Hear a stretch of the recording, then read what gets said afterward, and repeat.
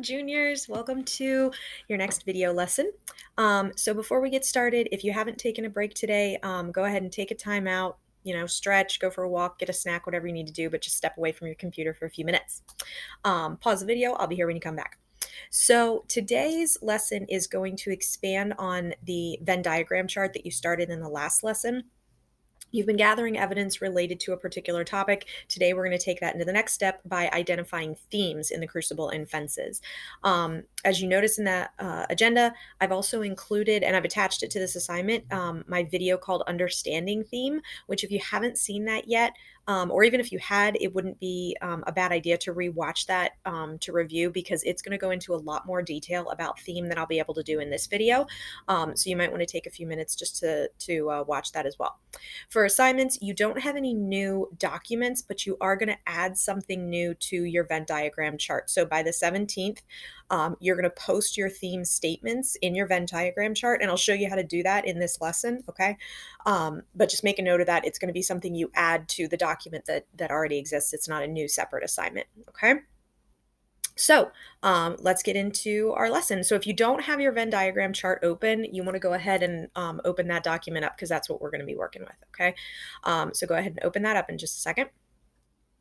And then before we get into your Venn diagram chart, I want to real quickly go over the process for identifying a theme, okay? So the first step, you get these topics that the story addresses, right? And topics are very broad, general concepts, okay? So like with the Crucible and Fences, we've been looking at marriage, we've been looking at loyalty, honesty, responsibility. These are really broad concepts, okay? But a theme is the author's commentary on one of those topics. Okay, so like, what is the author trying to tell us about honesty or about marriage or about loyalty? Okay, what are we supposed to take from that? It's not the same as like a lesson. It's not something we're necessarily trying, that the author's trying to teach us. But it's a discussion of it. What does the author seem to feel or think about this particular topic? So to identify a theme, there's a three-step process basically in the story. Okay, so first, you got all these topics, and the story presents a moral dilemma about the topic. So for example, with marriage, obviously our moral dilemma is pretty clear. The husbands cheat on their wives. Bad, don't cheat, right? So that's the moral dilemma presented in the story. With honesty, of course, the moral dilemma in both is that people are being dishonest. People are lying about things that they've done wrong, mistakes that they've committed and things. Okay, so there's some kind of moral dilemma that is presented at the start of the story. So then step two, the story continues and it presents all these options for solving the dilemma. And so step two is kind of where you've been in your Venn diagram chart. You've been gathering these moments throughout the plot that address your topic. And these are all like little mini situations that could this resolve the dilemma? Is this a legitimate way for addressing the dilemma? And it's presented throughout most of the story. So step two is the bulk of the story. All right, and then finally step three, how does the story end and ultimately resolve the dilemma? So you look just at the ending of the story. What does the author seem to be endorsing? How does the author choose to end their story and resolve the dilemma around this topic? And this step three is really what we're going to look at today, with figuring out how that develops the theme. What is the author trying to tell us about this topic and their opinion of the topic through the way that they choose to end the story? Okay, so I'm going to have to flip off of this screen for a minute. So if you want to like take a screenshot with it on your phone, or take you can even do a print screen button and make a copy of it yourself, but just so that you can have this to look at while I'm going to flip to my Venn diagram chart, and then we'll look at that in more detail. Okay, so real quick, take a snap of it. Yay. Okay, and now I'm going to get out of this and we're going to switch. All right, so here we are in my Venn diagram.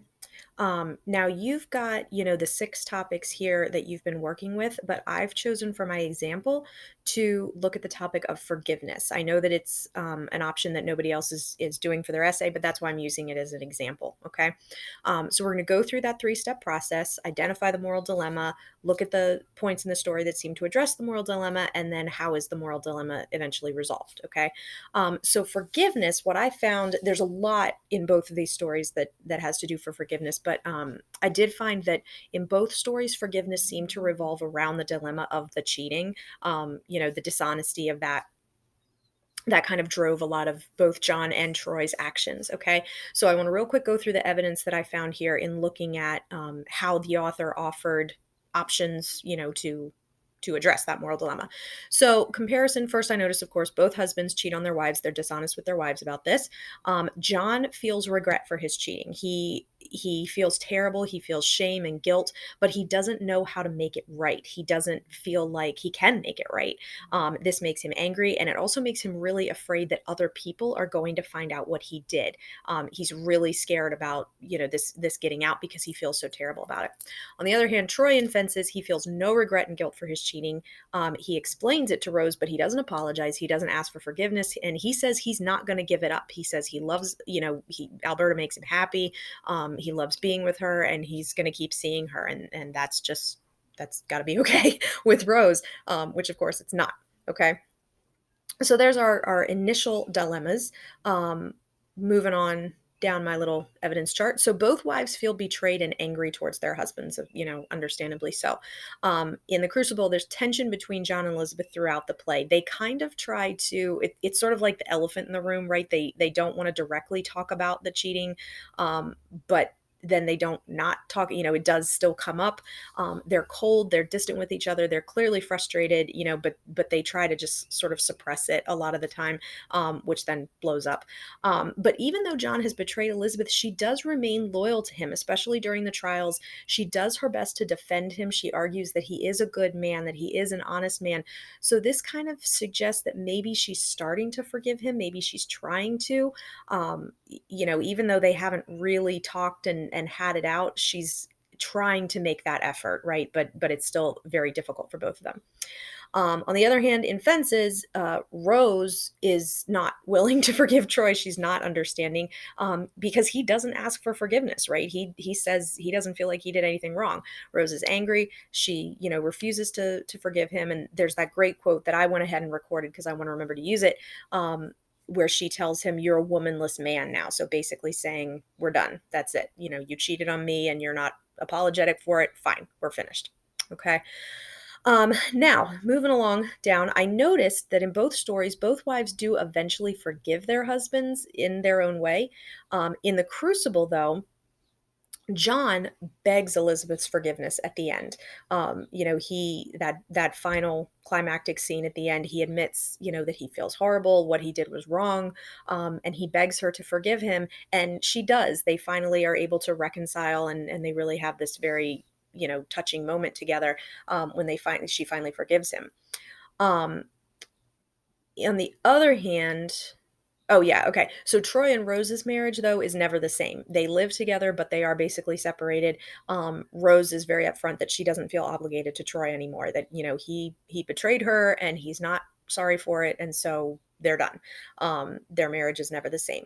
Now, kind of along the same lines, with forgiveness from the wives, also from the husbands, John is unable to forgive himself for his cheating until the end. He is finally able at the end, once he talks about it with Elizabeth, he's able to stand up and say, I want to be a good man now. Yes, I committed this horrible, this thing that I regret. I cheated on my wife, but I've apologized for it. I got to move past it because I want to be a good man again. And he's able to do that finally at the end. Troy, of course, we kind of see he never has that moment, and he just kind of gets more and more isolated. He and Rose never do get back together. He ends up isolated from his family and from his friends, because he never has that moment of reconciliation with them. After Troy's death, Rose does finally seem to move on from his cheating. She talks about how Raynell is like her own daughter, and she kind of forgives Troy for his mistake, but he's passed away at that point. So, he's never able to know that. But Rose does move past it on her own. Okay. And then the last thing I noticed was some secondary characters, in regards to asking for forgiveness or not receiving forgiveness. There's a lot of different secondary characters. Abigail, of course, throughout the whole play, she is unwilling to admit any of her mistakes. She never wants to risk getting in trouble, basically. She doesn't want to have to take responsibility for what she did. So she never admits her mistakes. She never seeks forgiveness, and she never receives forgiveness. And because of this, she ends up ruining the lives of the town and also her own life. She ends up having to leave the town because of all the trouble she causes, rather than, just admitting to what she did and facing the consequences of it, and the chance, to for reconciliation, the chance to for people to forgive her for it. She's not willing to do that, and so she ends up destroying the whole town. The same could be argued of Reverend Paris and the Putnams, that they're never willing to admit their mistakes, and they end up ruined because of it. Over in Fences, Corey, I mean, Corey is technically a secondary character, but I feel like he's sort of a main secondary character. Like he's obviously very important in the story. Corey struggles with forgiving Troy for his treatment of both Corey and Rose. Troy and Corey had a pretty difficult relationship anyway, and then after the affair, there's that terrible scene where they actually end up physically fighting with each other. They're never able to reconcile before Troy's death because Troy kicks Corey out. They never talk through their problem. Troy is never willing to apologize for the way he's treated Corey, for the way he's treated Rose. And so, they end up, their relationship just kind of fails, and Corey leaves. Similarly to Troy with his own father, there's, that scene in Act 1 when Troy remembers his father as an aggressive and abusive man. Troy ran away and left his father very, very young. They were never able to reconcile. He never saw his father again. But Troy does reflect in that moment that he says he hopes his father found some peace. So that suggests that Troy, again, kind of forgave his father after the fact, but he was never able to do that in life. He was never able to see his father again. They were never able to make things right because the relationship ended so abruptly. So that's kind of the evidence that I found relating to forgiveness. Okay. So what I'm going to do now, all of these explorations of forgiveness, now you want to look at, how does the story end? How do the relationships end, and what does the author seem to be endorsing about forgiveness in these different stories? Okay, so our final step of looking at how does the author end the story, what options does the author seem to be endorsing? So in the Crucible, of course, John's story ends with him, he apologizes to his wife, he begs her forgiveness, he receives her forgiveness, she's willing to forgive him, and he is finally able to forgive himself. With her help, he's able to do that. And so at the end of the story, even though it doesn't end particularly happily, he at least ends with his self-respect back. He feels like he is a good man, a good example to his sons. He's got that sense of himself back again. He's not overshadowed by all of his shame and guilt. He doesn't feel that at the end. On the other hand, Troy's story ends very differently. Of course, he never apologizes for what he did. He never expresses regret for it, and he ends up isolated. He loses his son. He loses his wife. Even though they're still living together, she is kind of done with him. He and Bono even lose touch with each other. Bono stops coming around as much anymore. So Troy's story, is kind of tragic, that he ends up completely isolated from all the people that he loved and cared for, because he was never willing to admit he was wrong and try to make a mistake. And try not to try to make up for his mistake, I should say. So that's how the endings seem. They do seem a little bit similar to me, that both books seem to be suggesting the same thing about forgiveness. All right. So now I think I'm ready to try to write a theme statement. And so that's what I'm going to, so this is the part of the assignment that you're going to be responsible for adding to your Venn diagram chart. And you're going to add it right up here at the top, right above your chart. Okay. So I'm going to go up here, theme statement. And I'm gonna do two, and then maybe try to combine them into one, because sometimes that's a little bit easier. So I'll do a crucible statement first, and then I'll do a theme statement for fences, because I find that's a little bit easier sometimes.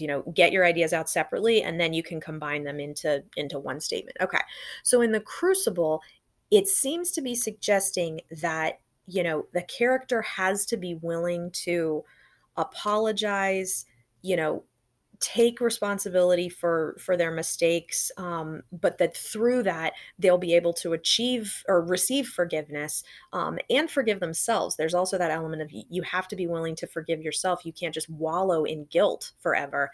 If you want other people to forgive you, you have to be willing to forgive yourself too. So people who seek forgiveness. Now, I should say before I keep going with this part is hard. Okay, and I want to preface that right now. I know on your end you're probably looking at this and going, "Wow, she's going so fast. This is easy." No, this is hard, and I'm actually having a lot of trouble with it right now.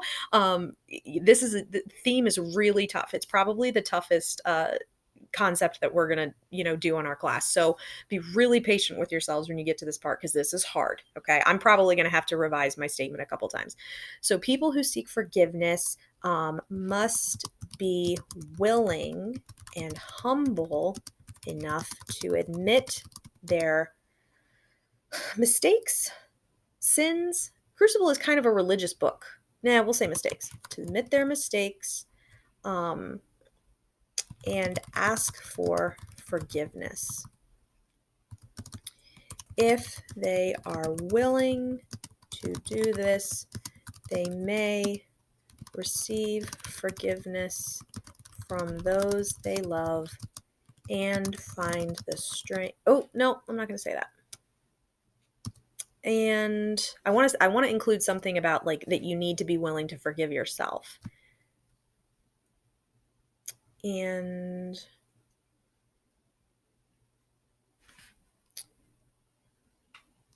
in this way find the strength to forgive themselves and become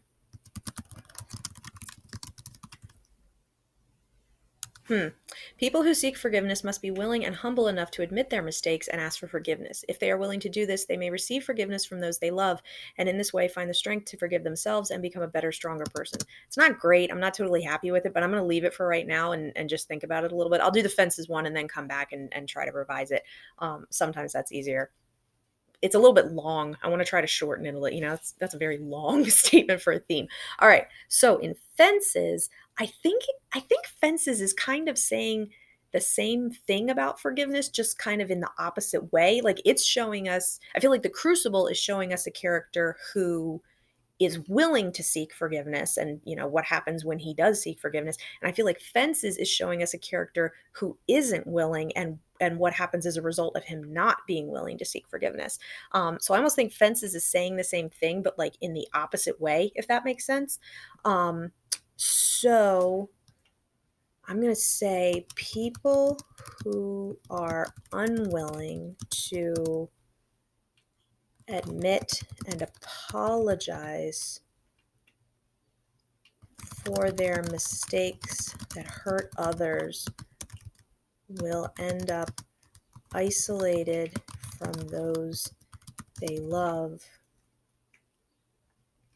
Yeah. Do I want to add anything to that? Will end up isolated from those they love.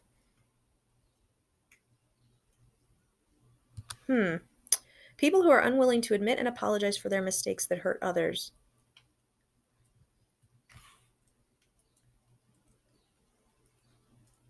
I'm going to change that. I'm going to change that right here. Whoop, come on. There we go. See, this is hard. I hope you guys can see that like I am actually having trouble with this. Like I've done this before. I do this every year when I do these books, but it's hard. Every year it's hard just to get the wording right. People who are unwilling to admit and apologize when they make mistakes that hurt others will end up isolated. Whoops, others. That's a word. Others will end up destroying their relationships and no, I'm not going to say that. Just isolated. Isolated from those they love. Yeah. Okay. People who are unwilling to admit and apologize when they make mistakes that hurt others will end up isolated from those they love. So that's Troy. He's not willing to apologize for what he did. He's not willing to try to make it right, and he ends up isolated and alone at the end. All right, let me look back at this crucible statement again. People who seek forgiveness must be willing and humble enough to admit their mistakes and ask for forgiveness. You know what? I'm going to take this out. Why does it? There we go. I take this out. People must be willing and humble enough to admit their mistakes and ask for forgiveness.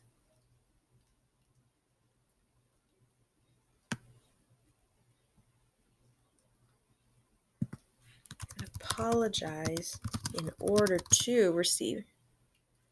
Okay, I like this better. All right, people must be willing and humble enough to admit their mistakes and apologize in order to receive forgiveness from those they love. In this way, the strength. Oh, I need to make that a complete sentence. There we go. In this way, they might find the strength to forgive themselves and become a better, stronger person through their mistakes.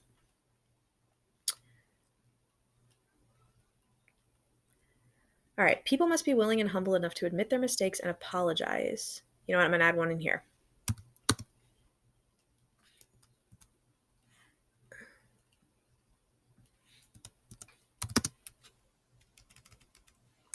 And face the consequences of their actions. There we go. People must be willing and humble enough to admit their mistakes, apologize, and face the consequences of their actions in order to receive forgiveness from those they love. In this way, they may find the strength to forgive themselves and become a better, stronger person through their mistakes. Okay. So and I like my fences one. I think my fences one I'm pretty happy with that. It's shorter than the crucible one, but I think it's pretty good. People who are unwilling to admit and apologize when they make mistakes that hurt others will end up isolated from those they love. Boom, there you go. Okay, so I've got 2 theme statements here. And like I said, when I get into eventually writing my comparison essay where I'm comparing and contrasting the 2 plays, I think I would end up doing a comparison because even though the 2 stories follow different the characters follow different kind of paths. I think both stories are saying the same thing. I think they're both encouraging us to, admit when we make a mistake, apologize for it, and try to make it right. It's just that the Crucible shows John Proctor doing just that and ending up, having a better outcome, whereas Troy doesn't, and he ends up with this really tragic outcome where he loses his family and he loses his friends. So it's like, you see, don't do that, Troy. You're a better guy than this. You need to try to make it right, and he doesn't, and so he ends up with that really tragic ending. So I think both plays are kind of saying the same thing. This is what you're going to do now with your topic. And again, I want to stress to you, this is hard. So be patient with yourself. You saw how many times I had to revise my statements. It's tough. Okay. I am going to post office hours, so I'll be available live to help you guys. But take your time. Okay. Try to write a theme statement for the Crucible. What's the Crucible saying about your topic? And then a theme statement for Fences. What is Fences saying about your topic? Notice that in both of my statements, I didn't focus on just one particular character. I'm focusing on the topic, right? Because it's not just about a person, it's about the topic as a whole, okay? So make sure you focus on that. Again, I'll post office hours, or you can also post questions in the class comments area while you're working, but be patient. This is tough. Take your time, but I guarantee you can do it. And this is actually, it ends up being a really, really cool paper once you get through the whole process. It's tough, but it ends up being a really interesting argument. Okay, so I'm excited to see what you guys come up with. Thanks so much for watching. Bye.